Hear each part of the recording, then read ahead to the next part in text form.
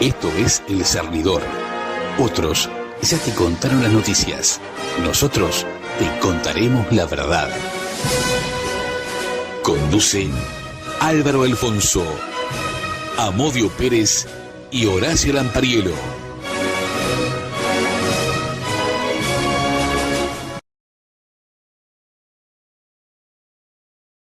Buenas tardes, Uruguay.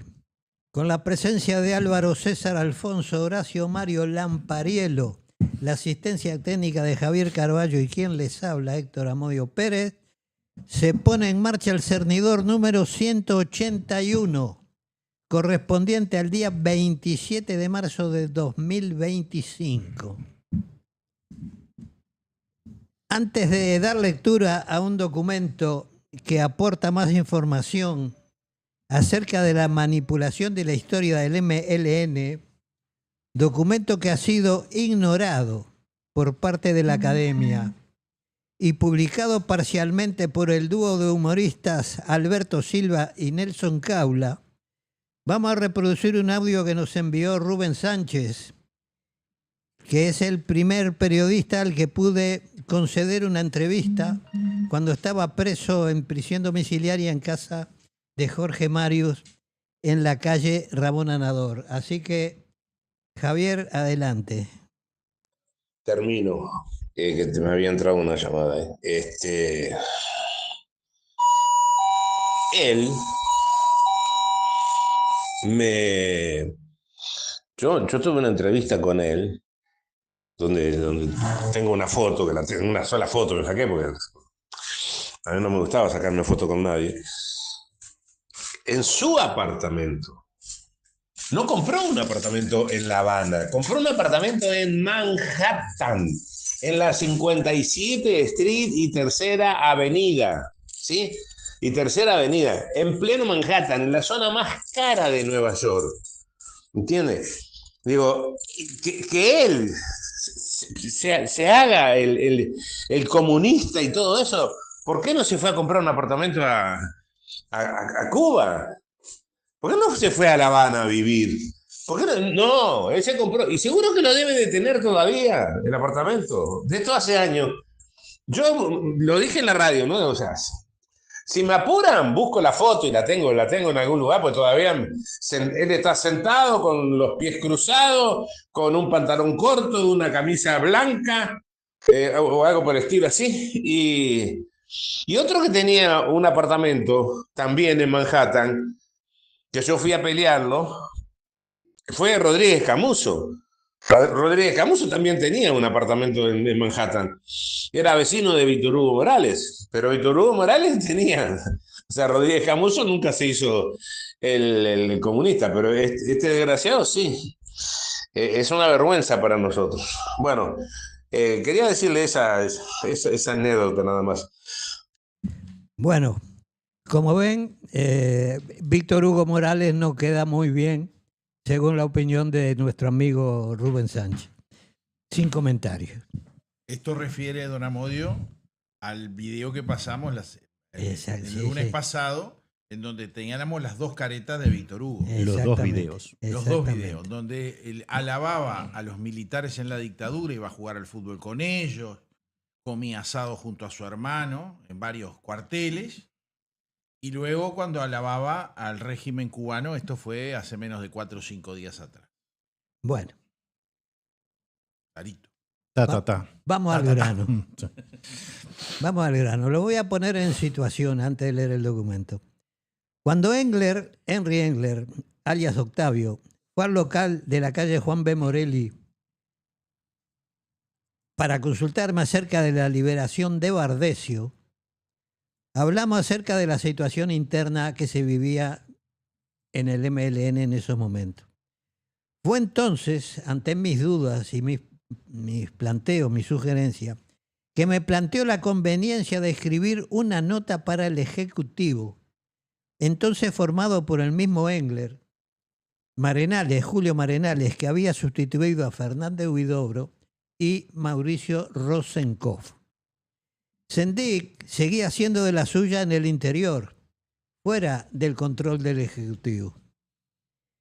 El 15 de abril En una reunión que se dio de manera espontánea en el mismo local de Juan B. Morelli, tras el descalabro del día 14, con Jorge B. Catesa, en esos momentos miembros del Comando General del Collar, convencimos a Marenales para tratar de parar las acciones en el interior que se sabía Sendik estaba por concretar. Fue así que se decidió enviar a Rosenkopf a Paysandú para tomar contacto con Sendik y comunicarle la decisión que se había tomado en Montevideo, replegarse y tratar de salvar lo que quedaba. Rosenkopf volvió sin hacer contacto con Sendik. Sin embargo, ante la decisión de Montevideo, Sendik, enterado, regresó a Montevideo y lo incorporaron al Ejecutivo. Por lo que tras recibir mi carta, la que les voy a leer a continuación, Marenales y Sendik se reunieron conmigo y con Alicia para discutirla alrededor del 10 de mayo del año 1972. Este documento que les voy a leer fue incautado por las Fuerzas Conjuntas en junio del año 72 en el berretín que había en la casa de la calle Juan B. Morelli 3727. La carta dice así: Estimados compañeros, en una oportunidad un compañero me definió como el perdedor de discusiones tácticas y ganador de las estratégicas. Este fue Lucas Mansilla. Personalmente, y créanme que sin pedantería, creo que tenía razón. Muy larga sería la lista que podría marcar señalando hechos y los momentos que corresponden a esas discusiones tácticas, así como abiertas son las razones por las que en esas discusiones no supe o no pude convencer.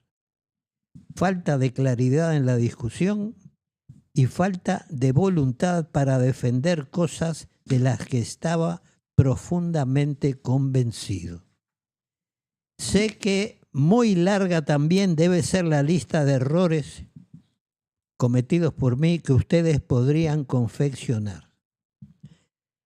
Hace unos 20 días le planteé al compañero Gastón, Julio Marenales, una serie de dudas ante el momento que estábamos viviendo, algunas de las cuales se referían a la integración del Secretariado Ejecutivo, del Estado Mayor de Montevideo y del similar del Interior, así también como al procedimiento que se siguió para las respectivas integraciones. Lo hice porque, aún sin integrar ese organismo, el Estado Mayor de Montevideo, recibí en esos días parte de la información que el Estado Mayor de Montevideo manejaba y en algunos casos se requirió mi opinión. Yo no podía entonces pretender, como tampoco lo pretendo hoy, dar una discusión sobre esos puntos, pero tampoco me los podía callar.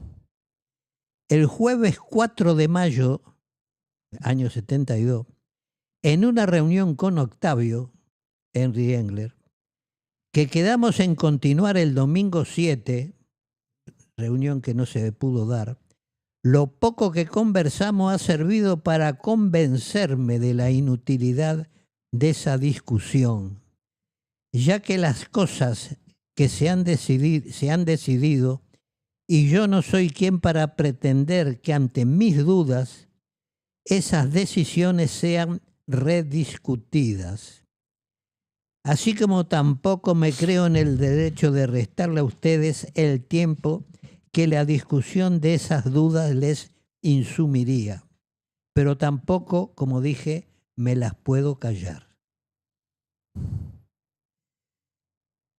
Como tampoco puedo dejar de decirles lo que pienso, he decidido hacerles esta nota que trataré de hacer lo más breve posible. 1.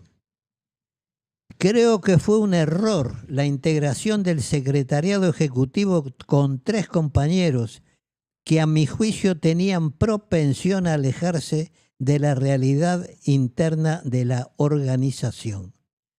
2 de ellos, el Niato y Leonel, vieja característica, y Rodolfo, en este caso es Candán Grajales, en un proceso iniciado en Punta Carretas y reafirmado luego con su labor en la columna 70. No creo que sea deshonesto decir esto hoy, cuando ni el Niato ni Rodolfo pueden participar en esta discusión, porque ya lo he manifestado a compañeros, Nepo y Mauro, que me requirieron opinión al respecto hace ya varios meses. 2. Creo que fue un error el trasiego de compañeros de un organismo a otro en la forma masiva en que se hizo y en algunos casos con designaciones totalmente incorrectas. Mauro, del Comité de Relaciones Internacionales a la 70. Rodolfo. Mauro es Donato Marrero Avero. Rodolfo, ya dije, Hugo Candán Grajales. Rodolfo, de la 70 al Secretariado Ejecutivo, y a rebancar el Estado Mayor de Montevideo. Leonel Mauricio Rosenkopf, de la 70 a bancar el interior. Y Nepo, cuestionado, Nepo Adolfo Bárcena Alanís, cuestionado para integrar el Secretariado Ejecutivo a bancar el Estado Mayor de Montevideo, a hacerse responsable de la columna 15. Debe haber otros casos, pero estos son los más importantes. Todos sabemos el esfuerzo y el tiempo que le lleva a cualquier compañero, incluso a los más experientes, adecuarse al medio en que se encuentra, agarrar la manija, como le llamamos en general a esta situación. ¿Cómo no pensar entonces en que esa situación, repetida varias veces, que afectó a todos los organismos de dirección, tendría como consecuencia un trastocamiento interno de envergadura? ¿Cómo explicar que se cuestione a Nepo por razones X que hasta hoy nadie ha sabido explicarme y se le designe para un organismo como el Estado Mayor de Montevideo a bancar una columna como la 15, tarea para la cual su actuación dejaba muy serias dudas en el Comando General de Montevideo anterior? ¿Cómo explicar que para atender el interior, cuyo más serio déficit es el aspecto organizativo, punto en el que hasta hoy nadie ha discrepado, se designe a Leonel Mauricio Rosenkopf, cuyo más serio déficit es precisamente el mismo en el que teóricamente debería colaborar? Punto 3. Cuando Mauro planteó en el comando, Mauro Donato Marrero Avero, planteó en el Comando General de Montevideo la necesidad de reorganizar los organismos de dirección, lo fundamentó sobre la necesidad de atender mejor los distintos frentes de trabajo. Por lo anterior, creo que la solución buscada no fue acertada. Pero lo que nunca se mencionó es el argumento dado por Octavio, que desde septiembre-octubre del 71 el Comité Ejecutivo había perdido su espíritu y calidad de equipo. Si esto fue así, creo que Mauro se equivocó al plantear solo una parte de la fundamentación. Y se habría equivocado todo el Comité Ejecutivo al no buscar las razones por las que se llegó a esa situación, habiendo caído en un error que no es nuevo en la organización, pero que el mismo Comité Ejecutivo me había convencido que se había eliminado. La autocrítica a nivel del comité ejecutivo y de los organismos de dirección en general. Creo que fue un error de método haber obviado la discusión con respecto a Nepo, Bassenrenis, y su situación con los compañeros del interior y viceversa. Esto, para quienes no conocen, cuando Bassen fue detenido en julio del año 1970, mantuvo unas discusiones durísimas con los compañeros del interior, fundamentalmente con Sendiza, Balsa, Mansilla y Diego Picardo, porque les discutió punto por punto su famoso Plan Tatú, que era el segundo frente en el Uruguay.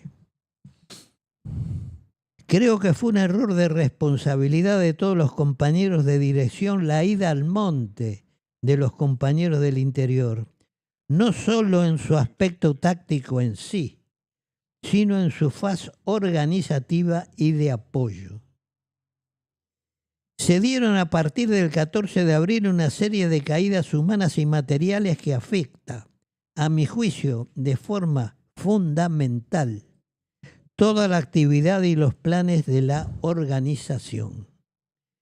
Totalmente debilitada la infraestructura, sin armas ni municiones, con pocos pesos, en momentos en que los pocos locales que nos van quedando se ven también afectados, nos proponemos iniciar una serie de acciones que hace una semana se consideraban equivocadas.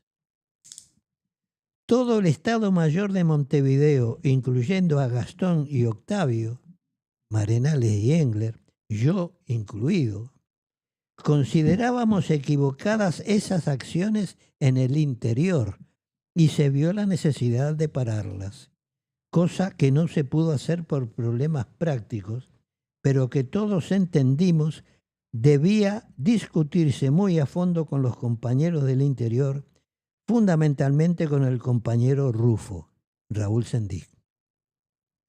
Hoy estamos entonces fundamentando favorablemente algo que hace 7 días se criticaba con vehemencia y dejando de lado una situación interna que todos conocíamos es muy problemática. Y como error de método se integra a Rufo al comité ejecutivo, aún antes de discutir al fondo el problema del interior. Todas estas marchas y contramarchas dadas en estos pocos últimos días me llevan a creer que en este momento no hay dirección en la organización.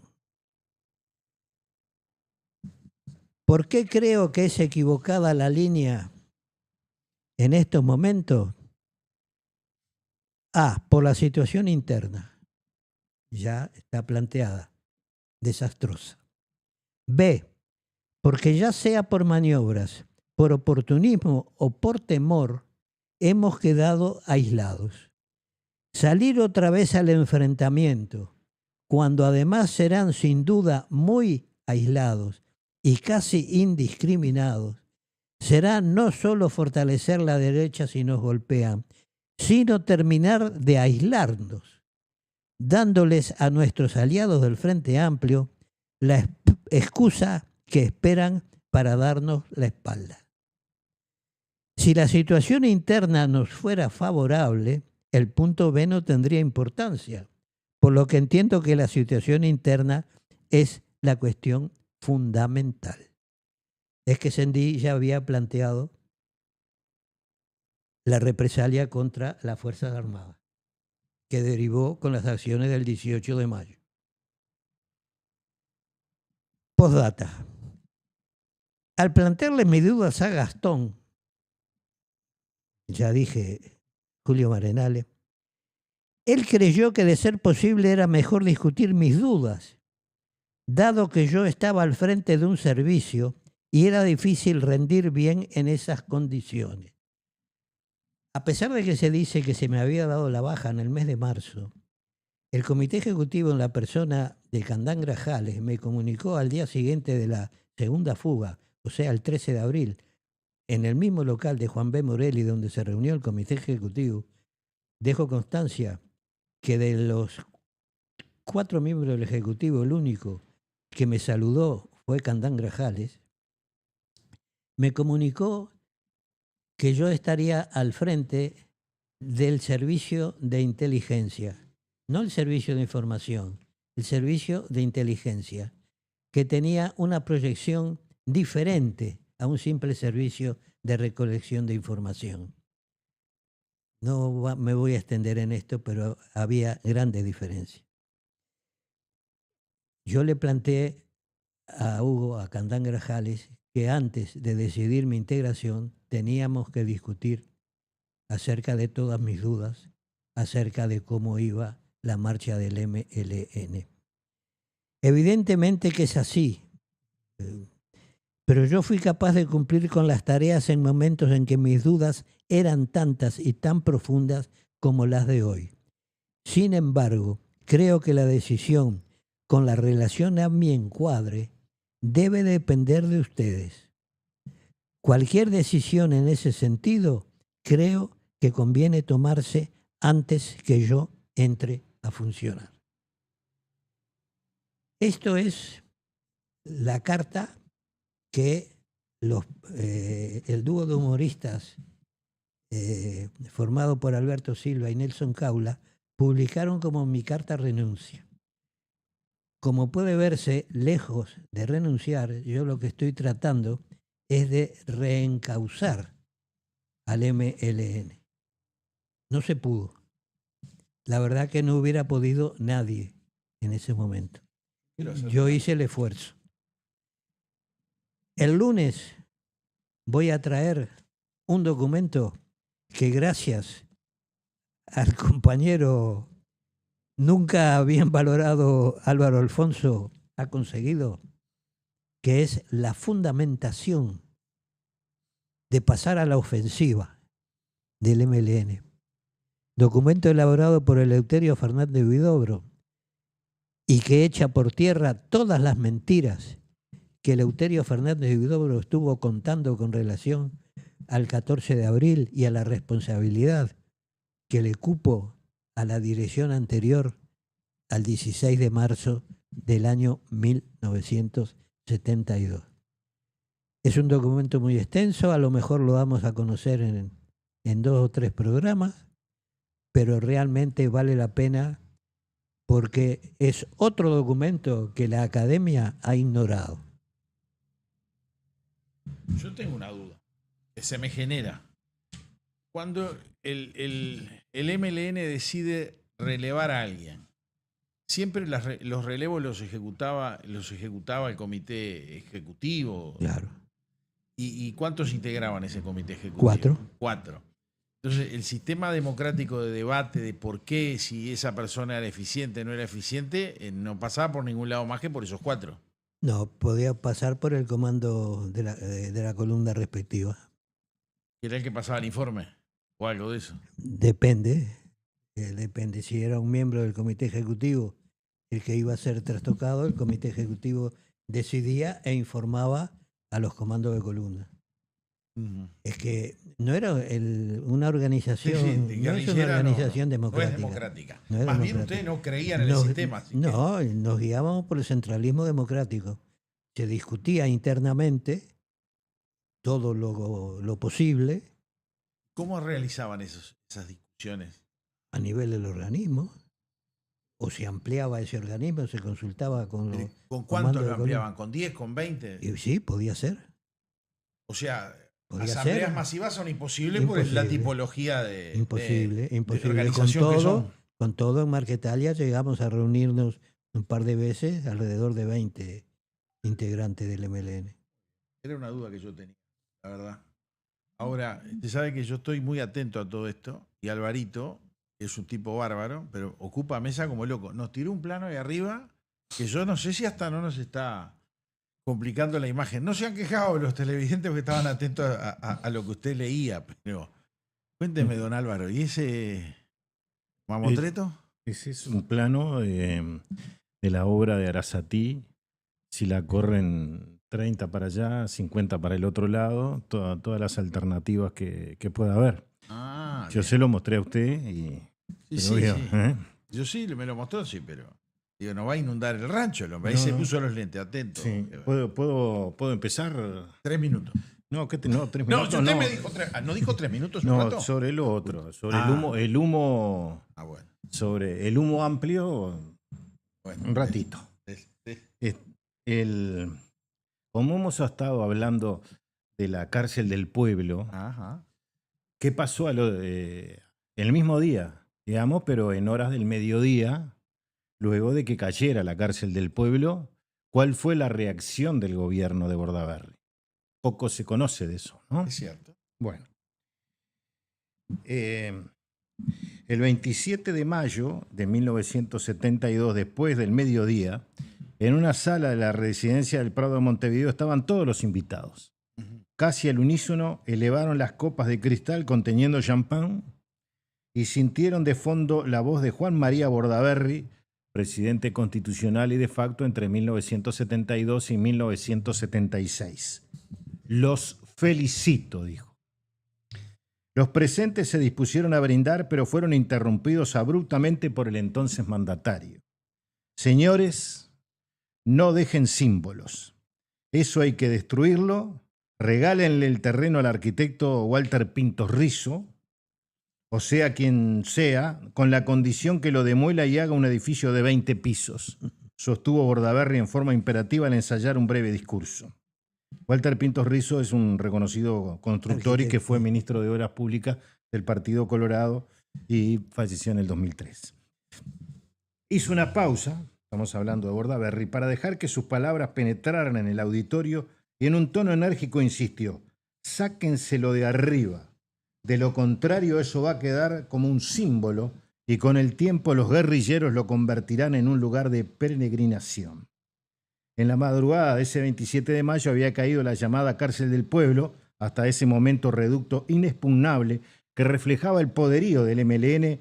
Para celebrar el acontecimiento, Bordaberry había convocado a la residencia presidencial de Suárez y Reyes a sus colaboradores más estrechos y los jefes castrenses que habían tenido activa participación en el operativo. Las fuerzas conjuntas, militares y policiales, habían propinado un golpe de nocao a la guerrilla que asolaba el Uruguay desde hacía casi una década. El MLN agonizaba y se parecía a un boxeador que escucha la cuenta sobre la lona sabiendo que la derrota está cerca. Con caras somnolientas, habían pasado casi toda la noche sin dormir, pero muy satisfechos llegaron hasta la suntuosa residencia del Prado, entre otros el jefe de esa misión, el general Esteban Cristi, el comandante de la División de Ejército 1, y el ya influyente general Gregorio Álvarez, retratado con fama de estudioso, cerebral, frío y calculador, que conducía el Estado Mayor Conjunto. Bordaberry también había pasado en vilo. Fue alertado en forma telefónica en la madrugada del éxito del operativo. El mandatario se encontraba en la estancia de su propiedad en el departamento de Durazno, casi 200 kilómetros al norte de Montevideo.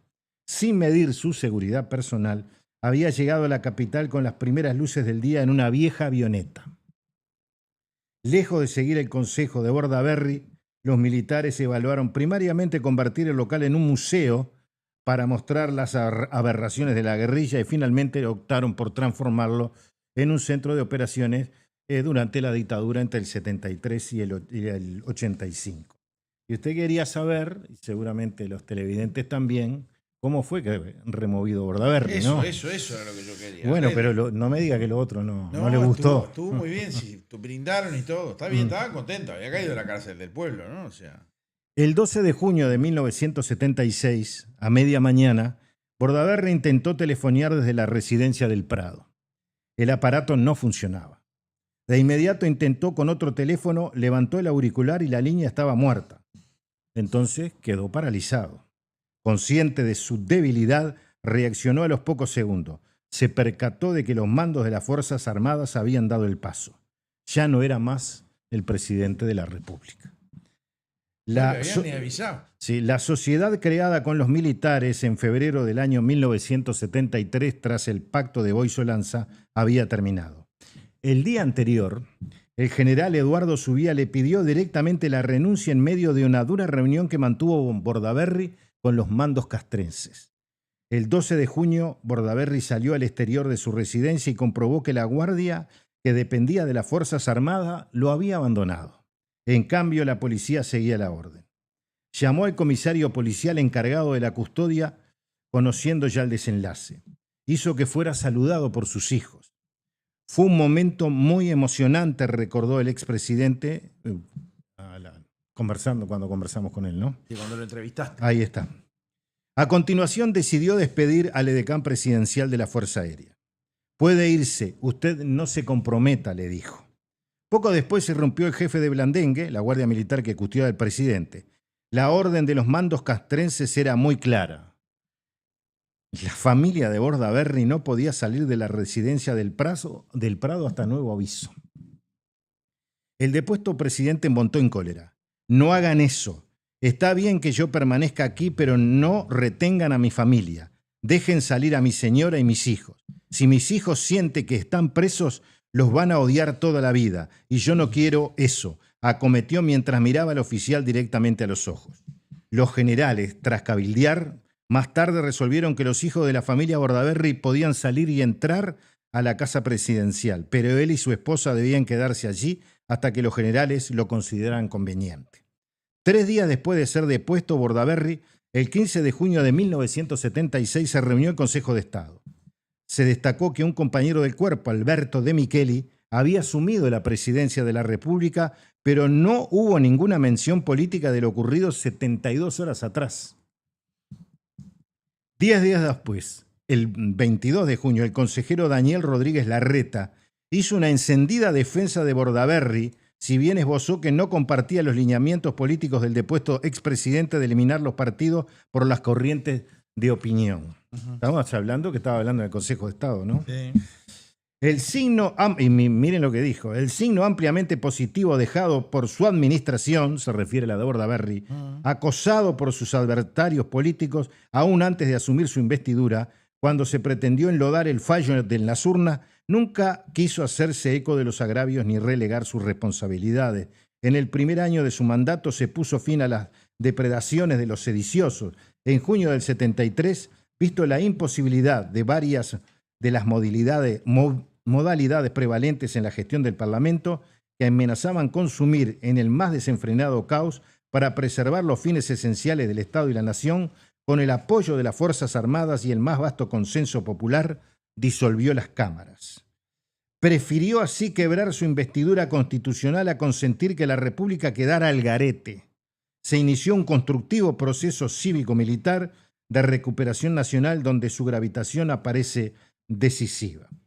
El Consejo de Estado que había instalado Bordaberry el 19 de diciembre de 1973, aunque cueste creer y como por arte de magia, continuó aprobando proyectos de ley que tenían la firma del exmandatario como si nada hubiera pasado en los meses que siguieron. Es decir, que después de ponerlo, siguieron aprobando los proyectos de Bordaberry. El caudillo blanco exiliado Wilson Ferreira Aldunate efectuó otro razonamiento sobre la caída de Bordaberry.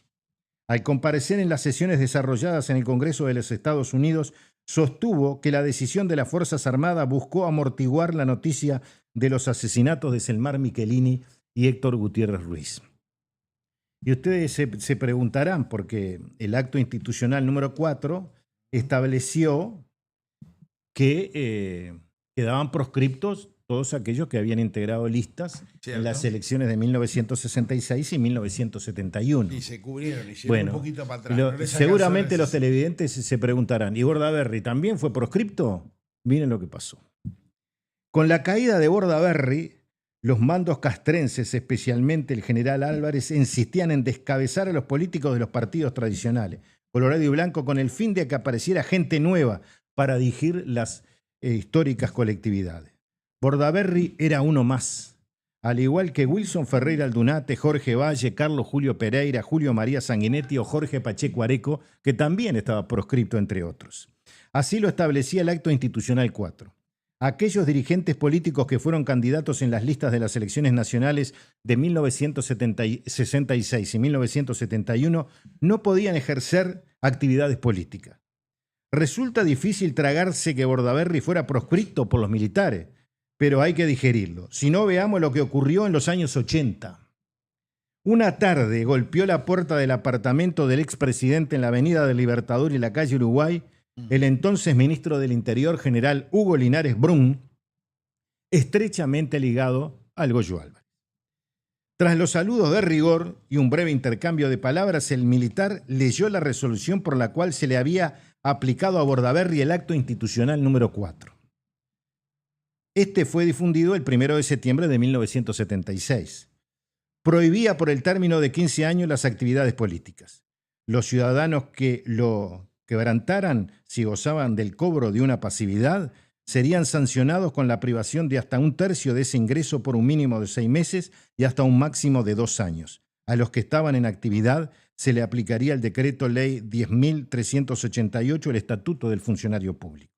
Linares Brun le dijo aquella tarde a Bordaberry: de aquí en adelante usted puede hacer actividad política. Yo le agradezco su actitud, general, pero no me notifico. Eso no tiene ninguna validez jurídica. Ustedes no están habilitados para proscribir a nadie. No tienen ningún derecho, refutó Bordaberry. Ese es su pensamiento, pero usted debe firmar, dispuso autoritariamente Linares Brun.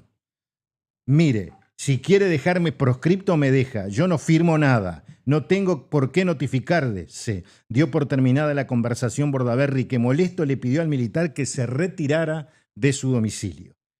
Sin embargo, 4 años después, que eso lo contaremos otro día, Bordaberry, después de hacer una exposición en Chile, se la envió a los militares advirtiéndole lo que les iba a pasar si continuaban con su misma política. Y les pasó. Otro día será. Sí, por eso. Se sabe que yo tengo temita de todos los colores, ¿no? Ya me conoce que soy una neura para esto. No, pero ¿le gustó o no le gustó? Porque hace No, días que me dice no, que pero cosa. ¿sabe lo que yo quería más? Era cómo lo habían destituido. Sí. Porque usted lo relata correctamente con puntos y comas. Fíjese que el tipo lo tuvieron encerrado. Está bien, era dictador. Entró en el juego de la dictadura y la propia dictadura lo mató. ¿Estamos de acuerdo? Y todo fue porque quería hacer desaparecer los partidos políticos. Ni los milicos querían hacer desaparecer los partidos políticos. A ver si me entienden, señores televidentes. Los militares no querían hacer desaparecer los partidos políticos. Bordaberry sí, lo quería dejar por líneas de pensamiento, tipo club de fútbol. Falangista, sí. Exactamente. Entonces, al hombre dijeron, no, este está muy, muy, muy complicado, lo vamos a sacar. Otro que se enteró por teléfono que lo destituían. Viste Sí, que eso es claro. muy común en el Uruguay. En Peñarol te sacaban al técnico por teléfono. Hoy nos salvamos. Hicimos un No, gol y sí. ya entramos a jugar hasta un poquito mejor después que hicieron el gol. La pregunta es si hubiera WhatsApp en aquella época, No, si había celular, ¿qué general le mandaba el WhatsApp, no? seguro. Y te quiero hablar, si había celular. Parece que subía, que fue el día anterior, adelante de todo, le había pedido la renuncia de Bordaberry. Subía que se había salvado porque cuando se produce una grave crisis interna en las Fuerzas Armadas, en el año 74, Chiape Pozzi los quiso destituir a los hermanos Ubía y Bordaberry le dijo, deme una razón para la destitución, y Chiape Pozzi no tenía razón. Era que lo querían sacar a Chiape Pozzi, ¿no? Claro, es decir que Bordaberry lo salvó en el 74 y uno de los Ubía le pide la renuncia adelante de todos en el 76, un día antes de que Le cortaran los teléfonos. Y lo dejarán encerradito.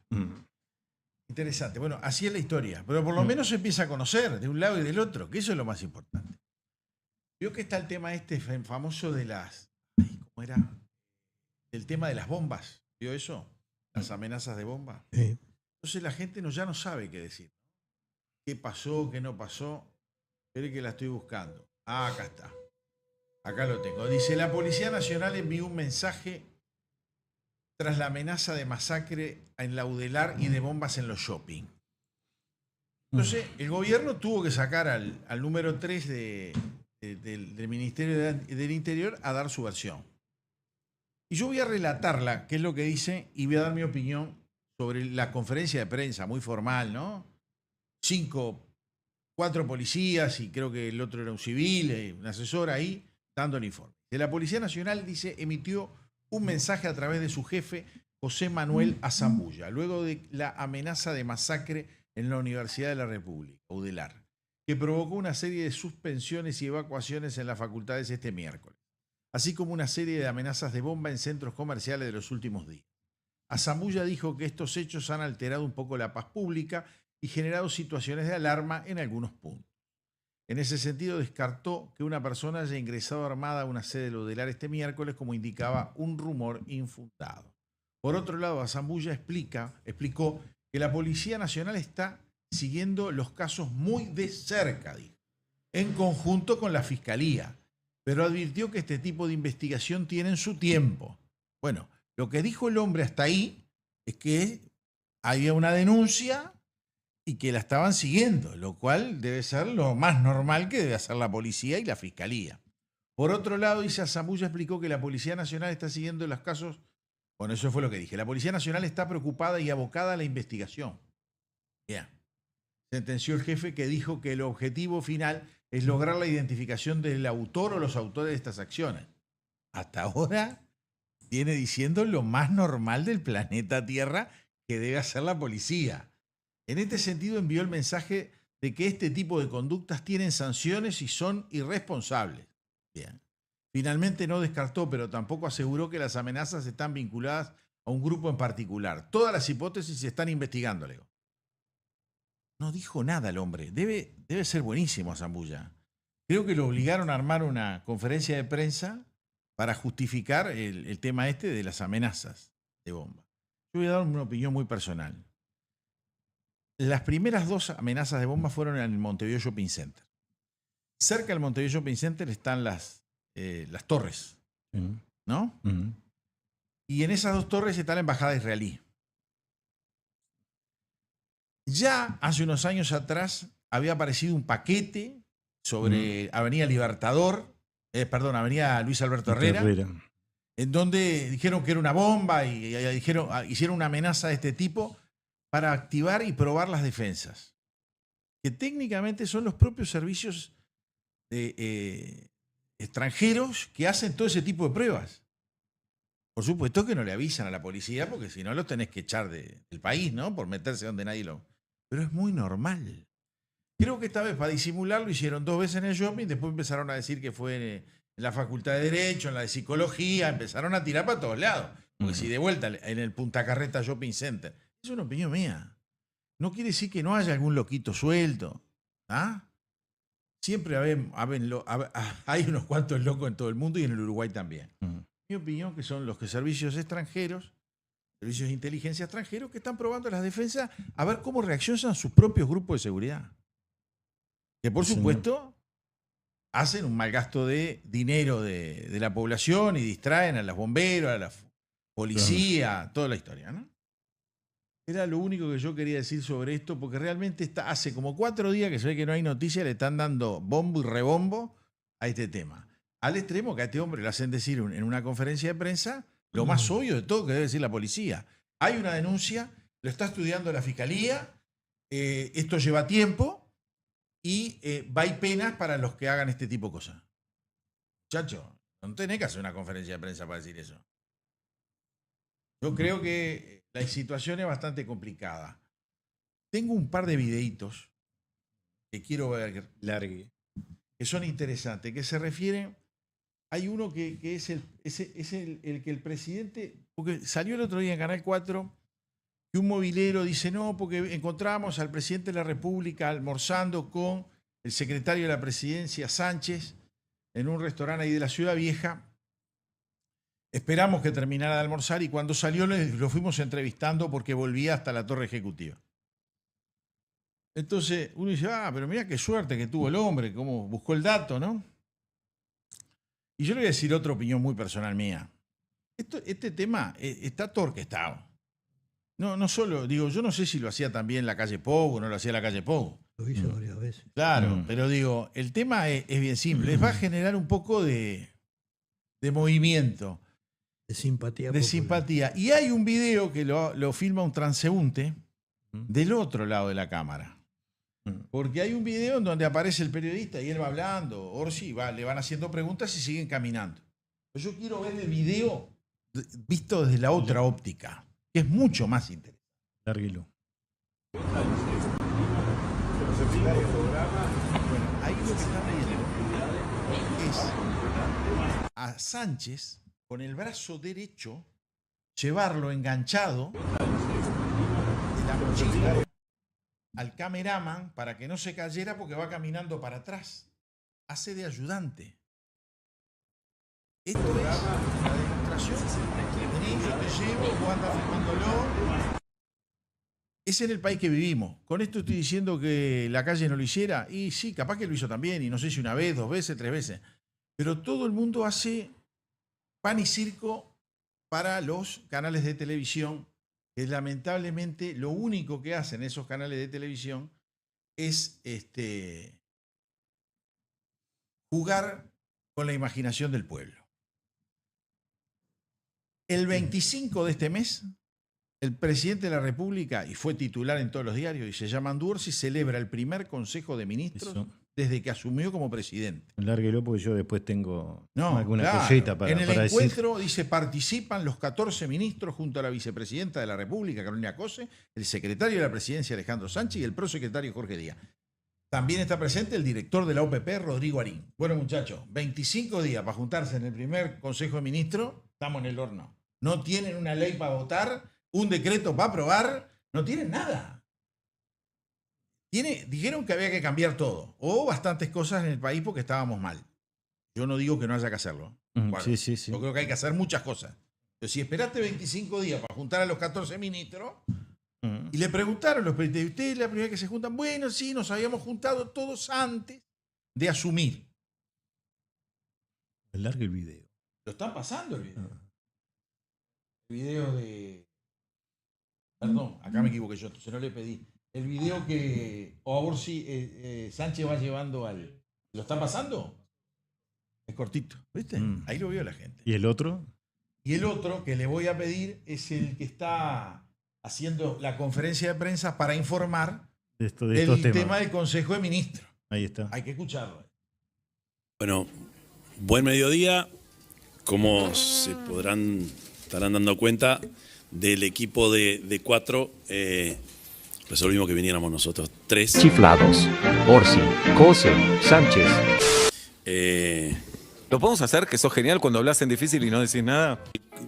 La noticia o las noticias, las novedades para transmitir de lo que ocurrió, lo que resolvimos en esta reunión del Consejo de Ministros. Son 4 ejes. Lo primero que se hizo en la reunión fue fijar o repasar lo que han sido nuestros 5 ejes programáticos. Son 4 ejes. Los 60 y pico de compromisos que se derivan de esos ejes. Segundo punto, o segunda decisión, o segundo análisis.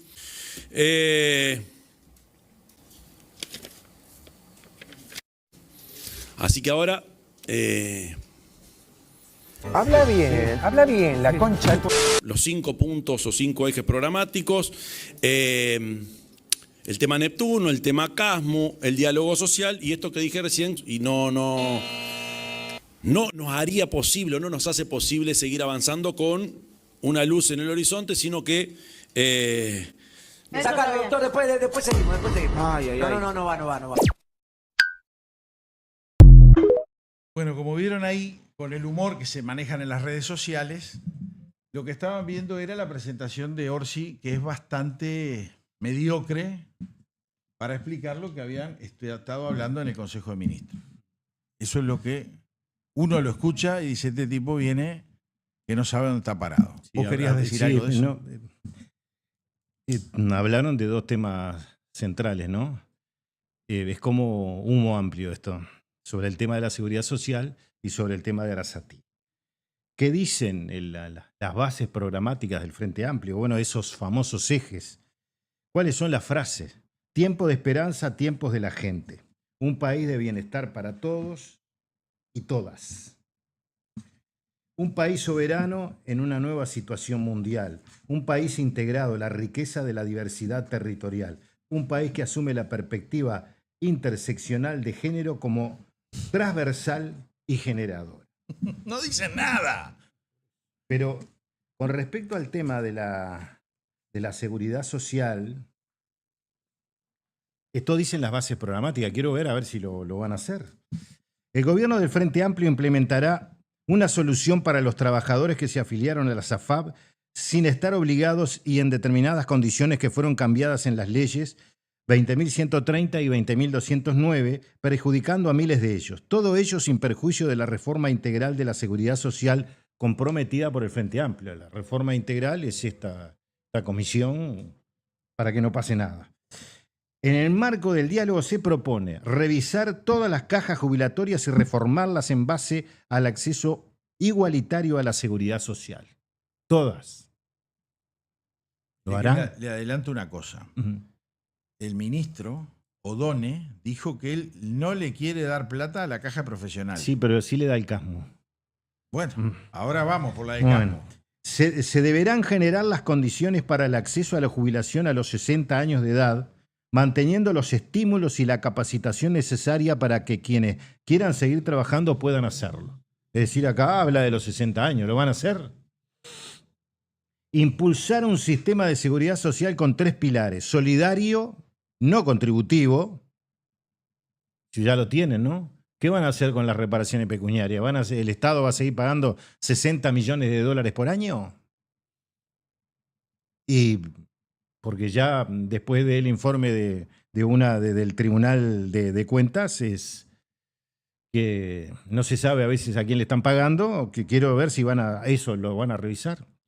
De reparto intergeneracional contributivo, es decir, toda la gilada que pague, que pone. Hay algunos que cobran sin haber puesto Seguro. un mango. Y de ahorro no lucrativo. Y esto apunta a la SAFAP. Y en modalidades consistentes con el marco constitucional vigente al 1 de marzo del 2025. Mantener y profundizar los niveles de cobertura y suficiencia del sistema de la seguridad social. Magnífico, ¿no? Y revisar integralmente el sistema de financiación de la seguridad social, en particular las inequidades en los aportes, siempre bajo la premisa de que aporten más quienes tienen más. Frase de Tabaré Vázquez del año 2004 que nunca se cumplió. No. Porque recuerdo las cifras, las reitero, y estas son cifras oficiales. El 89% de la contribución era del trabajo y el 11% del capital. Es decir, que fue al revés. Pagaron más los que trabajaban y el capital no pagó nada. El otro tema que tocaron. Pere, ¿me deja hablar de Sí. eso del capital? Sí, hable tú. ¿Sabe qué? No, pero es importante, porque es un detalle que agrega. El presidente concedió una reunión, una entrevista que le habían pedido, una reunión. ¿Quién se la pide? El empresario argentino Manuel Antelo. Se reunió con Yamandu Orsi y dijo: voy a seguir invirtiendo en Uruguay. ¿Quién es este muchacho? El dueño de Car One. Dice que va a poner 10 locales de no sé qué empresa dinamarquesa, que va a poner otro Car One ahora en Punta del Este, bla, bla, bla. Y en la entrevista, sin que le preguntara a nadie, él fue a preguntar al presidente si iban a seguir las condiciones que tenía con el gobierno anterior, que es exoneraciones tributarias. Sí, pero que vienen de la época de Danilo Astori. Claro, pero la anterior la tenía. Seguro. Entró el Chucho, fue y le dijo. El anterior la pudo haber llevado más allá, más acá, pero esto nació con la reforma tributaria del 2007. Exactamente, es con esa, con Astori. Claro, El chico con Astori. Que el día que se murió todo el mundo decía que era buen tipo. Sí, sí. Yo este nos embagalló, digo, ¿cómo le va a ser buen tipo? No puede ser buen tipo. Sí, buen tipo puede ser. No, bueno, Era pero hincha de si Nacional, podía ser buen tipo, pero no, eso es lo otra otro- causa, eso es un problema suyo, no Sí. mío.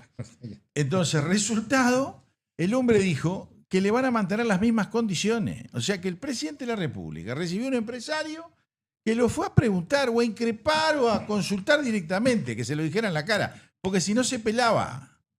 Y no aguanta más, porque los frigoríficos están tecleando, muchos frigoríficos, cosa que me parece rarísima, porque se supone que lo que nosotros hacemos es vender carne.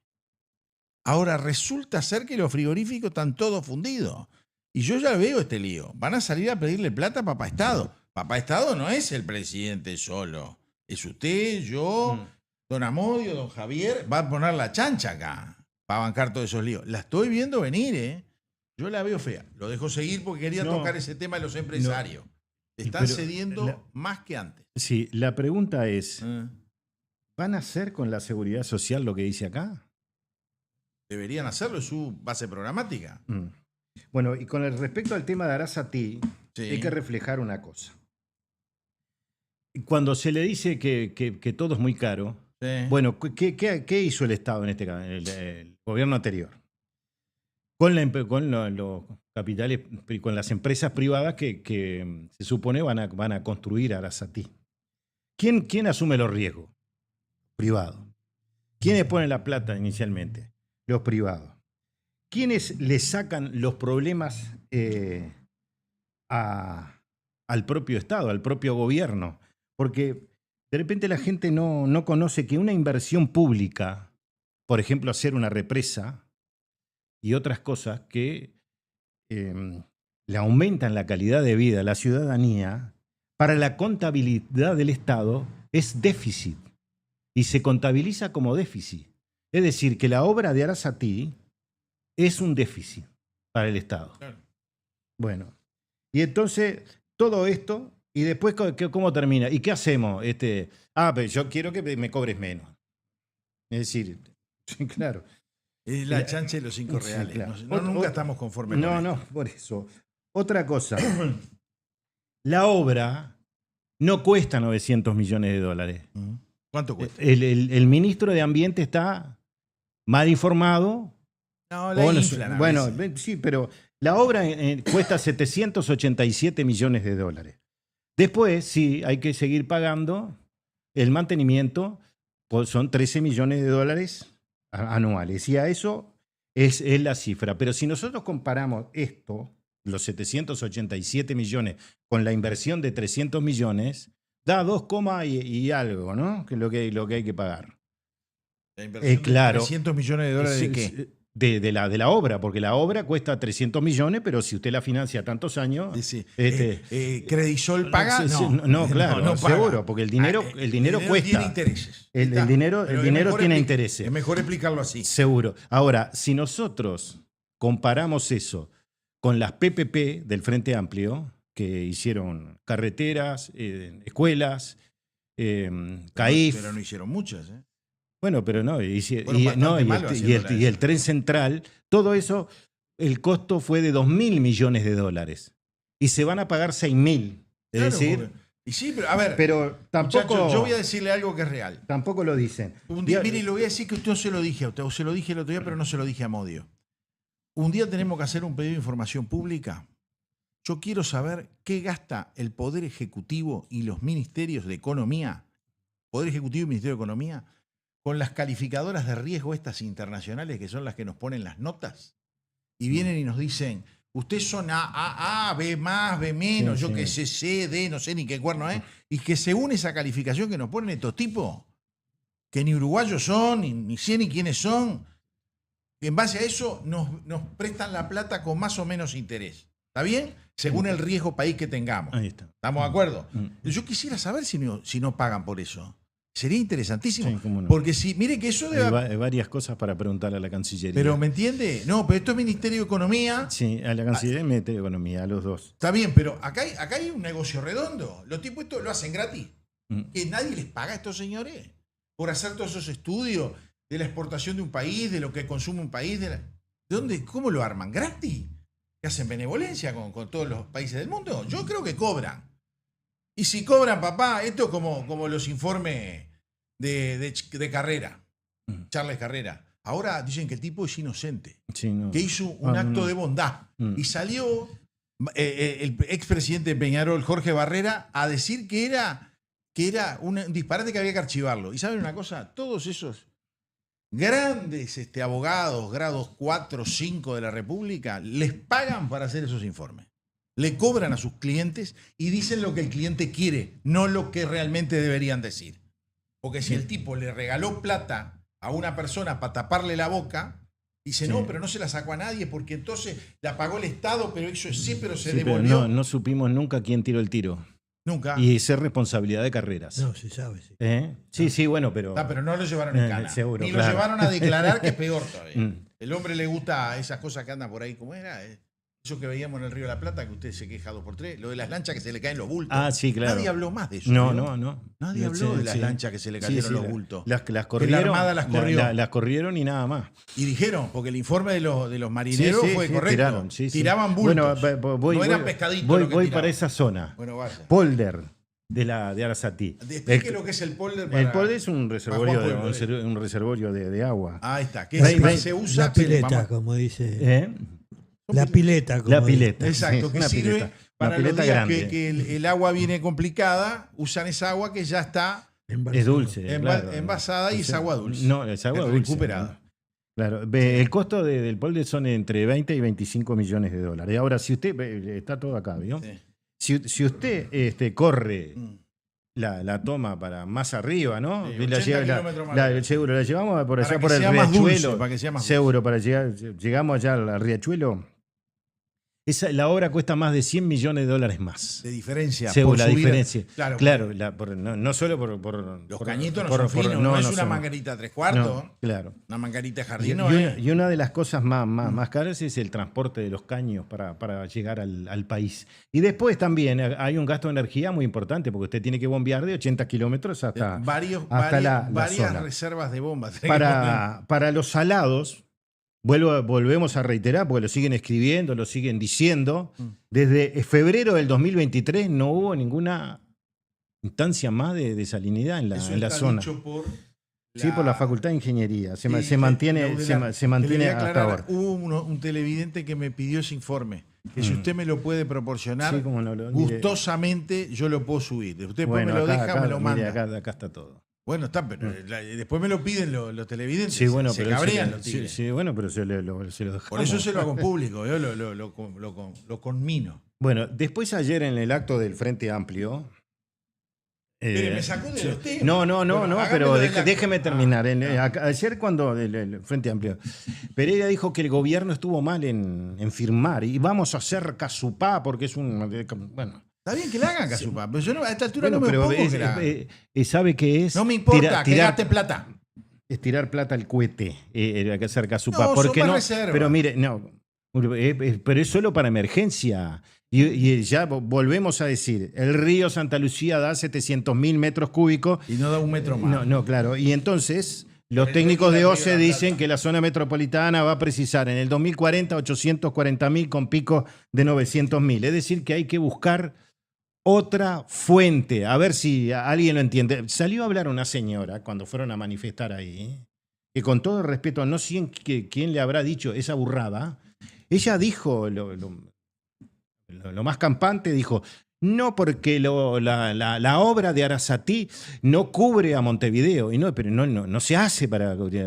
Es parte. Es un complemento. Es un complemento de la usina de aguas corrientes. Es así. Es que lo que hicieron los ingleses cuando hicieron aguas corrientes fue maravilloso. Sí. ¿Está claro, no? Sí, pero después el Estado le fue agregando y es un monstruo hoy porque no hay ninguna planta en el mundo de esa envergadura, sí. De ese tamaño y de esa antigüedad. Son chicas y diferentes. Si hacen casupá, tienen que hacer la represa en el arroyo Soldado y después tienen que,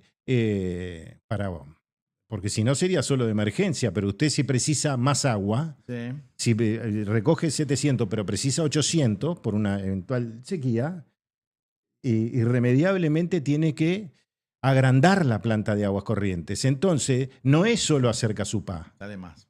Sino que hay que hacer otra represa más adelante. Por problemas ambientales no se la pueden aceptar la de casupá y además hay que agrandar la planta de aguas corrientes. Y terminamos con este tema. Sí, y espera que yo tengo correo, mensaje de todos los colores. ¿Quiere decir algo a Modio que habla un poco? No, yo... se me crea una duda. Yo de economía no sé nada. Adelanto. Pero a vos te ponían a cuidar la plata. Bueno, pues eso no tiene nada que ver. Y es lo mismo. Igual, esto más de nada más que usted no era banco y no cobraba 3 veces más cuando le daba a los compañeros. Bueno, Dale, el tema es el siguiente. tuyos son más baratos. Vos decís que si la obra la hace OCE, contabiliza... No, si la hace OCE no. Si la hace el Estado. Bueno. Sí, está bien, es lo mismo. No, acá estamos hablando que cómo se hace la obra de Arasatí, como está previsto que se haga. Bueno, ahí está. OCE tiene que pagar. Ahí está. Entonces, ¿cuál es la diferencia contable entre que haga la obra OCE o que pague una obra hecha por particulares? Porque en definitiva el Estado es el mismo. Va a pagar el Estado. Yo sé. ¿Sabés dónde vas vos? ¿Viste que hace un ratito hablé de las calificadoras? Si la hace ahora, la hace OCE, las calificadoras dicen que tenemos más deuda. Claro. Entonces nos pone, si no la hace OCE, escuchá el disparate que te voy a decir, y la hace un privado que pone la plata al privado, pero se la tenés que dar con los intereses, las calificadoras no te la computan porque son corruptas. Pero paga te la voy a bajar a tierra. Tenés razón. Amodio, la obra de Arasatí, todas las obras que se puedan hacer, que le da más dignidad a la ciudadanía para vivir, son contabilizadas por el Estado como déficit. No es una inversión, porque en realidad es una inversión, no un déficit. Claro. Y bueno, pero son la contabilidad del Estado para eso. Para las calificadoras. Ahí está, les dice que es una manganeta. Claro. Es una, pero que se la permiten las calificadoras porque les pagás por el informe. Una arquitectura contable, como se dice. Es una estafa piramidal, la querés así. Y finalmente, quiero saber qué es lo que van a porque dice que vamos a renegociar. ¿Qué van a renegociar? No, pero digo que sería bueno saber, porque la gente quiere saber lo que van a renegociar. No quiere saber la gente lo que quiere es que le den los 2.500 pesos. Sí, claro. Que dicen que recién van a aparecer en el 2026 porque lo único, no sé qué dijo 2026. O sea que hasta el 2026 no lo va a dar para los porque tiene que ir en el presupuesto. Claro, si no tiene el presupuesto. Sí, pero si vos declarás una emergencia por un tema de necesidad, como pasó acá en las emergencias ganaderas, en la sequía, o en la emergencia sanitaria, la plata sale solo de presidencia. Se firma, se mete para adelante y chau Pinela. Y ellos tienen las mayorías acá, en el Parlamento para sacar esa emergencia. Acá, en este caso, había una necesidad de votos. Porque mucha gente votó por los 2.500 pesos que le prometieron para los nenes para la escuela. Exacto. Está bien, pero vos lo declarás de emergencia y ya está. Y tienen los votos en el Parlamento para declararlo. ¿Por qué no lo hacen? Porque O'Donnell es el que manda en el tema económico.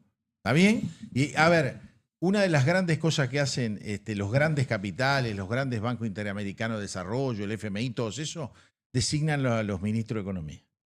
Y te voy a decir más, Arbereche era la que la que menos dominaban ellos. Y por eso no les gustaba al final.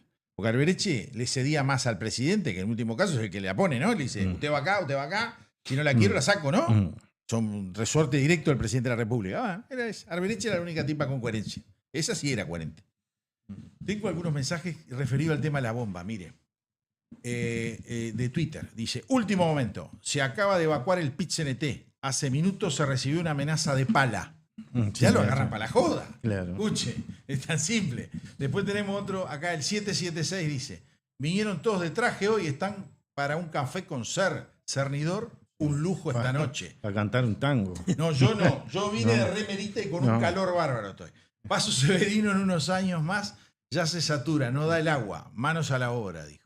El 776, que sigue escribiendo. Faltó el traje suyo, Horacio Mario. Bueno, vio que yo le leí el mensaje antes que me lo terminara. ¿Te parece un personaje de mi pueblo, Julio César Camejo, alias Chicano? Así que puedo contar una anécdota. Cuéntela. Vamos a darle un poco de color a esto. Ya me tiene repodrido todo el sistema. Vio los bailes que se hacían en los años 70, 60 en las escuelas rurales, ¿no? ¿Pantalones Oxford? No. Claro. Ahí van no. Y bueno, él. Pacha, seguro. Chicano no tenía guita para entrar. Este hombre fue un personaje de Aguascorrientes. Trabajaba en la línea, era un tipo bastante grande, pero que graficaba las situaciones de una manera increíble. Cuando usted dice la línea, trabajaba en OCE. Fue el que me puso palenguita. Trabajaba en OCE. Trabajaba en OCE, sí, fue funcionario. La gente le decimos la línea, no sabe. Seguro no, claro. Bueno, en la línea en OCE, sí. OCE. Usted diga OCE, yo entiendo. Entonces, no tenía plata para entrar. Entonces, la gente que venía de la orquesta eran todos conocidos de Aguascorrientes, ¿no? Y esperaba para que poder agarrar un instrumento y entrar como ayudante. Pero, ¿qué pasó? Los músicos demoraban. Y entonces la directora lo confundió y dijo, maestro, dice, falta mucho coso. No, pues, falta poco. Bueno, después, Y ahí entró, se tiró de cabeza.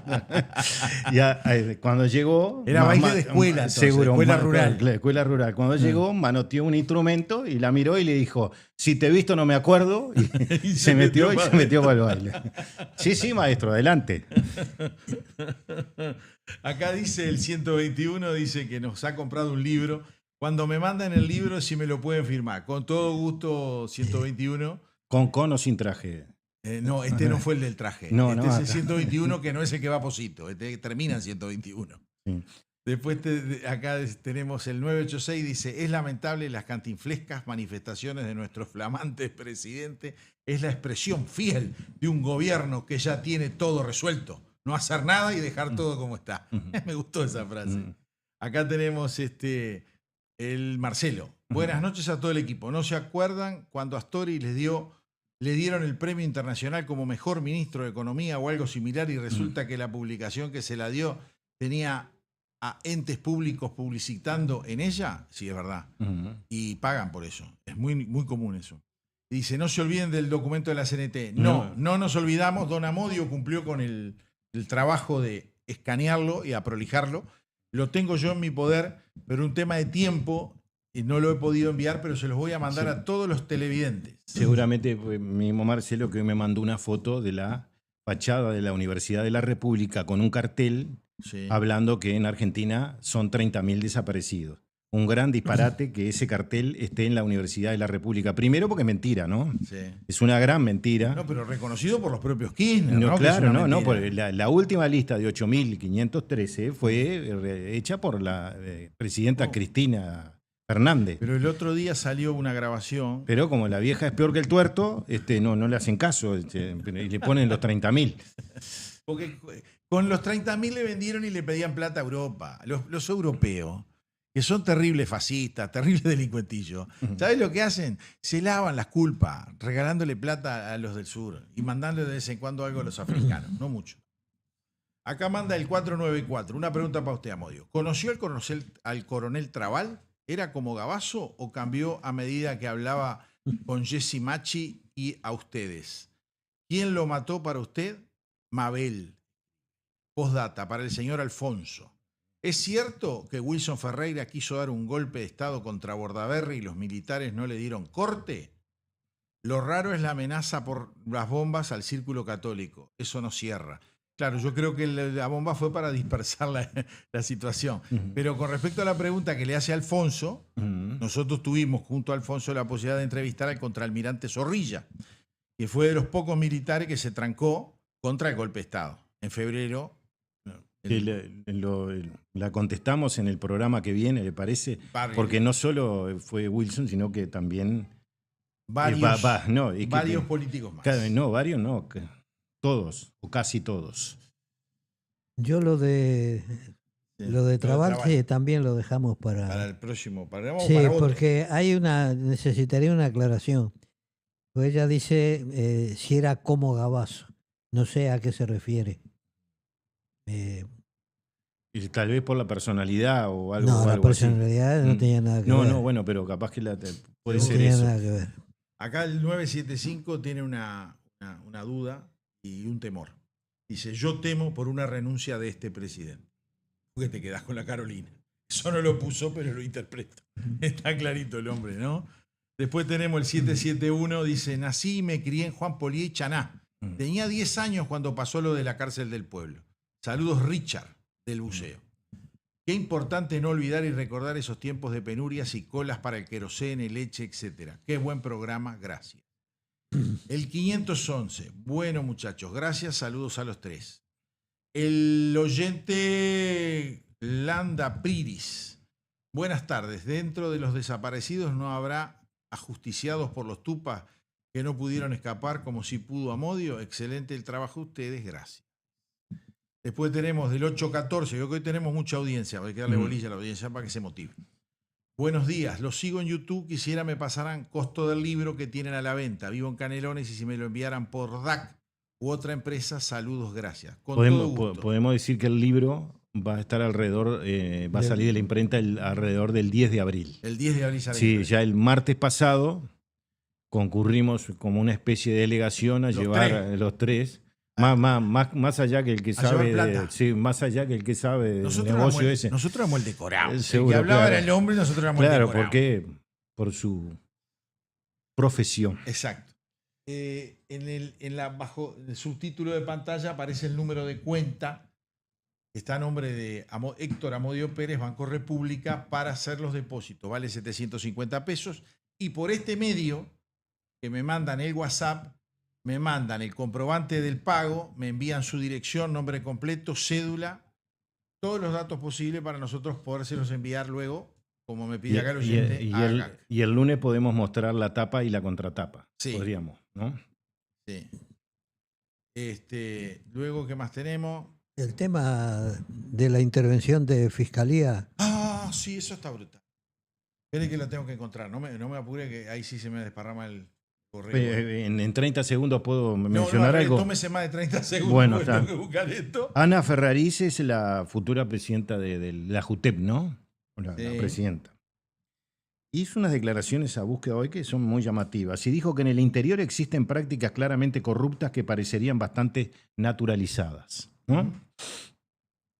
¿Cuándo ingresó esta señora? ¿Sabe cuándo ingresó a la JUTEP? Porque es integrante. Cuando el Partido Comunista... A ver, cuando el Partido Comunista decidió sacar a Jorge Castro porque había firmado Es cierto. el Lo informe, sacaron como el informe del... pajarito de un ala. Sí, Sí. ¿Al Bueno. cernidor me lo mandaste? bueno, Sí, sigo, perdón. Amodio. Esta señora entró a la JUTEP cuando el Partido Dámelo Comunista a mí. eliminó o lo sacó a Jorge Castro por firmar el proceso de construcción del Antel Arena, es decir, por firmar que faltaban 56 millones de dólares. Sí. A ver, señora Ana Ferrariz, ¿esa corrupción fue en el interior o en Montevideo? Porque usted tiene que, no sé cómo, por qué se habla del interior y no habla de Montevideo. Después, en la misma nota, se queja que durante la campaña electoral intentaron introducir, y la pusieron el tema de las mochilas de la intendencia, ¿no? Sí. Que en realidad también es un acto de corrupción que terminó en la nada. Terminó que el director renunció y se fue a dirigir a Peñarol en básquetbol. Ah, es Y cierto. no pasó absolutamente nada. Y otra cosa que dice, no, porque vamos necesitamos más rubro, más presupuesto. Bueno, la JUTEP no gastó su presupuesto. Porque si el Estado le da 100 pesos para que gaste y usted gasta 60, es un mal administrador. Sí, Muy y el- mal Y el administrador. Estado, como castigo, se le retira los 40 que sobraron. Y para el Claro. próximo presupuesto no te los da. Te dice, si no lo necesitaste, lo gasto en otra cosa. Es así que funciona el Estado. Ahí está. Bueno, esta señora va a ser la presidenta y es recomendada por el Partido Comunista en el Uruguay para ser la presidenta de la JUTEP. Mire, yo le voy a explicar algo simple y lo vamos a tratar otro día. El ministro de Trabajo va a ser espantoso. Va a ser. Porque aparte manda todas las señales para extorsionar a los empresarios. No en vano, vio que le nombré al Claro. dueño de Car One que dijo voy a hablar con el presidente así si no me la complica. Y el tipo le dijo que sí, que no se la complica. No sé si no se la complican igual. Pero vamos a hablar del tema de la fiscalía. ¿Quiere que yo lea la denuncia que le plantearon a la fiscal subrogante doctora Mónica Ferrero, los senadores de la República del Partido Nacional? Dice, sí, señora fiscal general de la Nación interina, porque esta es la subrogante del subrogante. Doctora Mónica Ferrero. Los que suscriben, senadores de la República, Sergio Botana, Álvaro Delgado, Javier García, Graciela Bianchi, Luis Alberto Heber, Sebastián da Silva, Carlos Daniel Cami, Gloria Rodríguez y Nicolás Martinelli constituyen domicilio, bueno, dan las direcciones, ¿no? Dice, señora fiscal general interina, dicen que vienen a poner en su conocimiento hechos con apariencia de importantes irregularidades y o faltas administrativas que involucran a la señora fiscal letrada de Mercedes, doctora Estela Alciaturi Miranda, en el correcto desempeño de su función conforme a lo que dirá. En los últimos días circuló públicamente a través de redes sociales abiertas distintos posteos que oportunamente realizara la señora fiscal letrado denunciada, cuya copia en 11 fojas se adjuntan. En ellos hace suyos conceptos claramente agraviantes hacia el Partido Nacional y a connotados dirigentes de la coalición de gobierno, al mismo tiempo que difunde mediante capturas de pantalla de otras publicaciones que reposteó su adhesión a figuras, plataformas políticas y actividades del Frente Amplio hasta la actualidad, al mismo tiempo que desempeña también desde hace años su actividad como fiscal. En efecto, según la ley orgánica número 19.483, los fiscales son responsables penal, civil y administrativamente por los actos realizados en el ejercicio de sus funciones de conformidad con la Constitución de la República y las leyes, artículo 8, y la Fiscalía General de la Nación propenderá a la aplicación justa de la ley y al ejercicio racional y ponderado del poder penal del Estado. Artículo 10. Si bien en el artículo 49 dispone que los fiscales gozarán de libertad de expresión, asociación y reunión conforme a la normativa nacional e internacional, podrán tomar parte de debates públicos sobre cuestiones relativas a las leyes, la administración de justicia, el fomento y protección de derechos humanos y en todo lo relativo a la organización y funcionamiento del servicio que integra, entre otros. Es claro que no entra dentro de dicha libertad la de que puedan tomar parte de debates públicos sobre cuestiones de carácter político, como lo son las que resultan de los posteos y reposteos agregados. Ello es tan así que por algo la doctora Alciaturi borró en los últimos días su página de Facebook y ensayó frente a algún portal de noticias una negativa que no tiene fortaleza como para conmover lo que surge de la prueba que se acompaña. Parecería que la doctora Alciaturi, con estas manifestaciones públicas y posteos, desconoció su deber funcional de abstenerse de participar en cualquier otro acto público o privado de carácter político, salvo el voto, artículo 61, literal J, porque dichas manifestaciones constituyen un acto, ya que éste se define como el ejercicio de la posibilidad de hacer o el resultado de hacer, como en este caso, que el postear y repostear no puede negarse que sea un hacer, a la vez que supone una expresión partidaria notoria y activa que le está vedada. Por otra parte, el quehacer aquí denunciado destruye cualquier posibilidad de cumplir con los deberes funcionales de objetividad, imparcialidad y ecuanimidad en el desempeño de la función. Claramente no se adecua a las normas éticas que rigen la función, ni son compatibles con el decoro que impone. Para garantía del sistema de justicia y los derechos de los ciudadanos, se adjuntan en 11 hojas copia de los posteos obtenidos de fuentes abiertas. Son todas las redes sociales, ¿no? Para hacerlo más claro. Por lo expuesto, la señora Fiscal General de la Nación interina solicitan: A. Les tenga por presentados con los documentos adjuntados. B. Que se sirva a adoptar las medidas correspondientes para determinar si la señora Fiscal letrado de Mercedes, doctora Estela Alciaturi Miranda, en mérito a los hechos reseñados, ha incurrido en responsabilidad administrativa de algún tipo, y C. En su mérito se aplique el régimen disciplinario previsto en el artículo 64 y siguientes de la ley 19.483, sigue en la firma de los senadores del Partido Nacional. ¿Quiere comentar algo y yo meto después boqueado y lo meto aquí? Bueno, la fiscal subrogante o interina comunicó que ya había actuado de oficio. Lo que pasa es que no lo había comunicado, no se sabía. Ahora, yo comparto totalmente el escrito. Ahora, yo les pediría a estos legisladores que hicieran lo mismo, que enviaran a la Fiscalía una carta en relación a la Fiscalía especializada en crímenes de lesa humanidad. Por supuesto. Porque prácticamente todos los integrantes, empezando por el fiscal encargado, deberían abstenerse de intervenir porque son todos parientes de presos del MLN. Exacto. Sí, de acuerdo con usted. Entonces les pediría que lo hiciera. Que cambiaran un poco la carta, no el tono, los nombres. Con eso alcanza. Así es igual. Está bien, pero yo le voy a decir algo. Que es peor. Ahora ya nombraron a la fiscal subrogante de Mercedes. Porque esta señora fiscal, la doctora Estela Alciaturi Miranda, la mandaron como fiscal de Atlántida. ¿Está bien? Donde en uno de los dos juzgados está el robo de las toneladas de 38 toneladas de comida ahí está, que se perdieron. Que hace 3 años que está allí. Bueno, y todavía nadie dice nada. No puedo creer que en 3 años no puedan resolver o saber dónde aparte estaban. se sabe quién es el responsable, Claro, que era el alcalde. pero por eso, porque quién se la comió, ¿no? Por lo menos. No, la vendieron. Por eso. No, ¿cuál era el otro? La Floresta, perdón. La Floresta. Fue el de la Floresta. Sí. Pero le voy a decir algo más. ¿A quién ponen de fiscal subrogante? O sea, la nombran en Mercedes ahora, en Soriano. A la fiscal de Salto, que no recuerdo el nombre, le tengo que pedir perdón a los televidentes. La fiscal de Salto es la que tiene cajoneado los expedientes que tiene de denuncia el que era intendente de Salto, Lima, ¿está bien?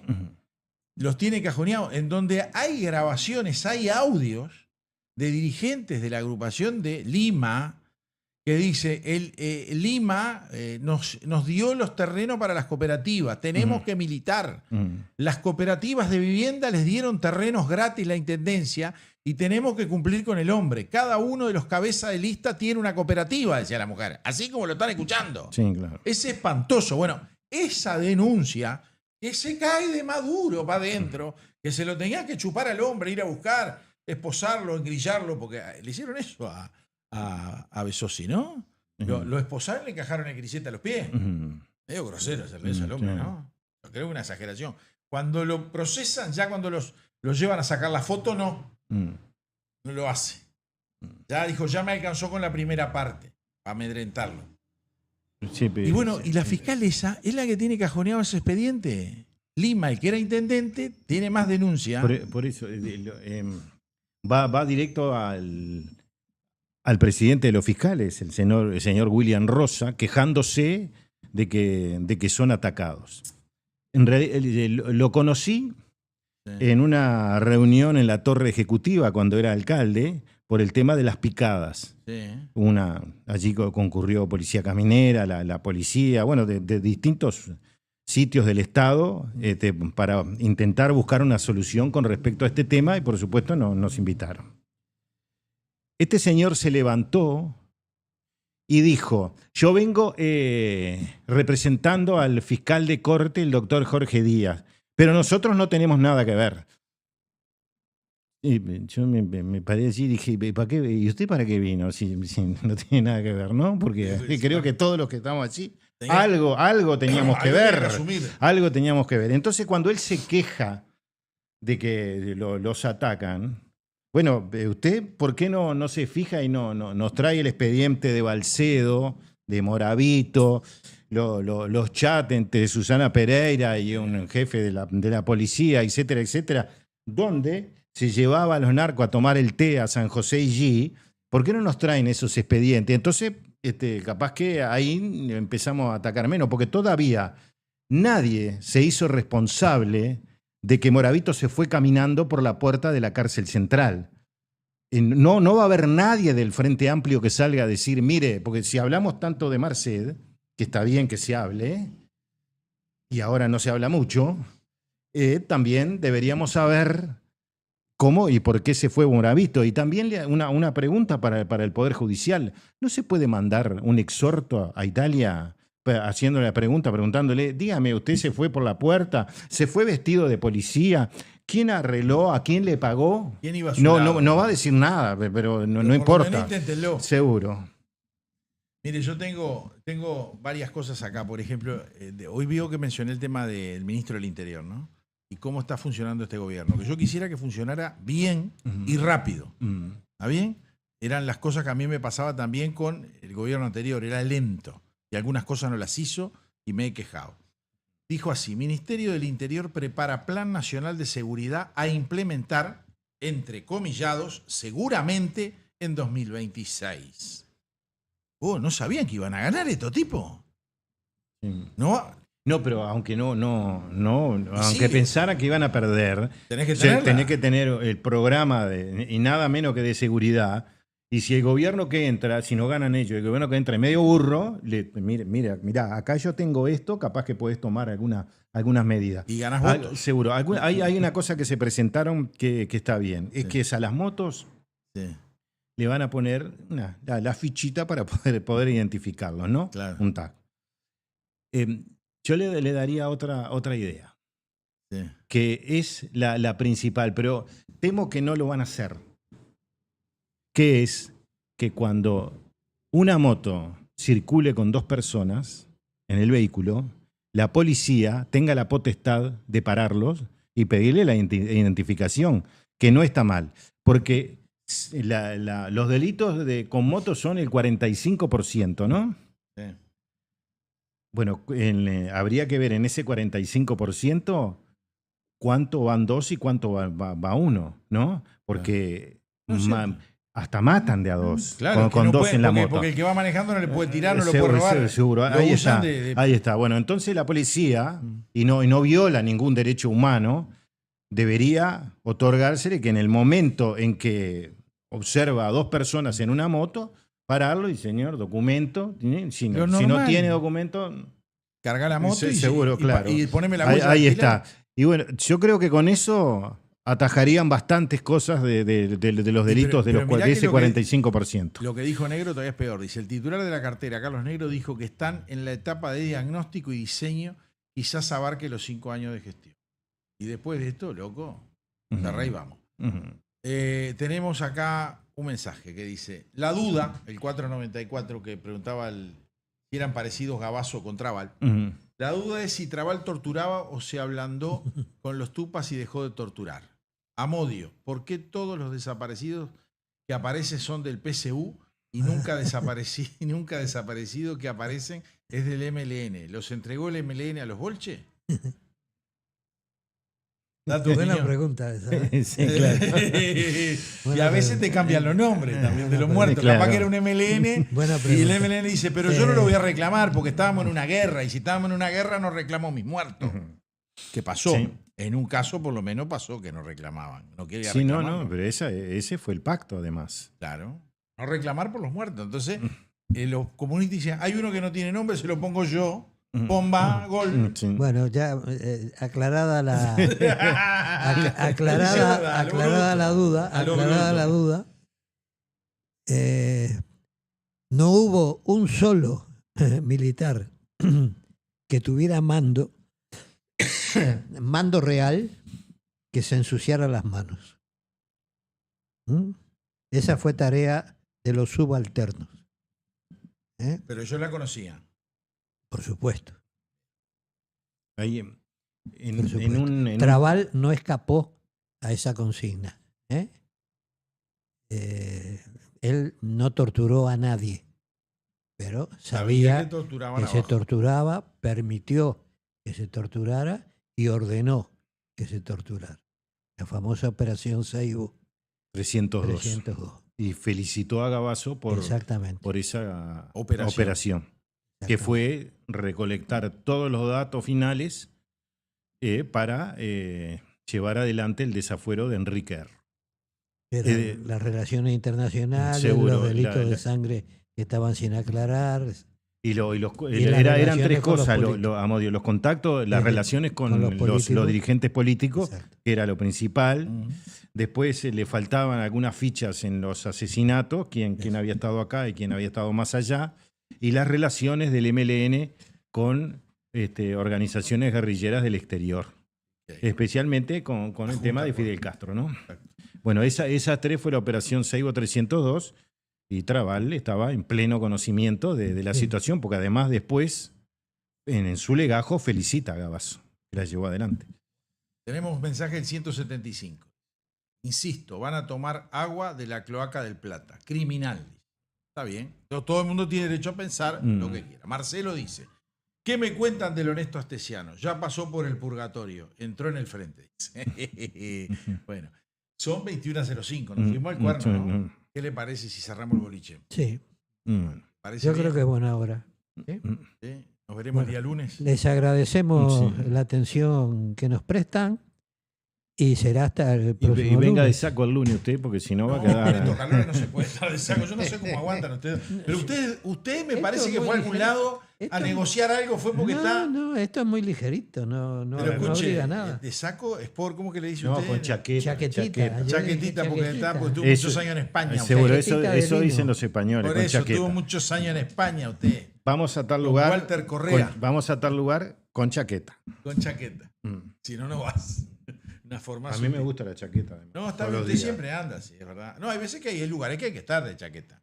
Como dice, Bueno. o sea, traje Sport por lo menos, o traje corbata. Iba a ser un chiste Dígalo, malo. hágalo, No, hágalo que no, me no, gusta. no. ¿Cuánto Me hace arre- que no se manda un chiste? Me arrepentí. me No, arrepentí. dele para adelante, Que dele, no, dele no, porque no no. cortamos el programa hasta que Que lo no, digan. que Sí. no. Sí. Dele porque ya me Que no, encabrié. que no. Cortito. Que no, repita usted con chaqueta, nada más. Pero usted está peor que yo. Y eso que yo soy el más boca sucia de los tres. Hasta el lunes, perdonen, perdonen. Esto es El Cernidor.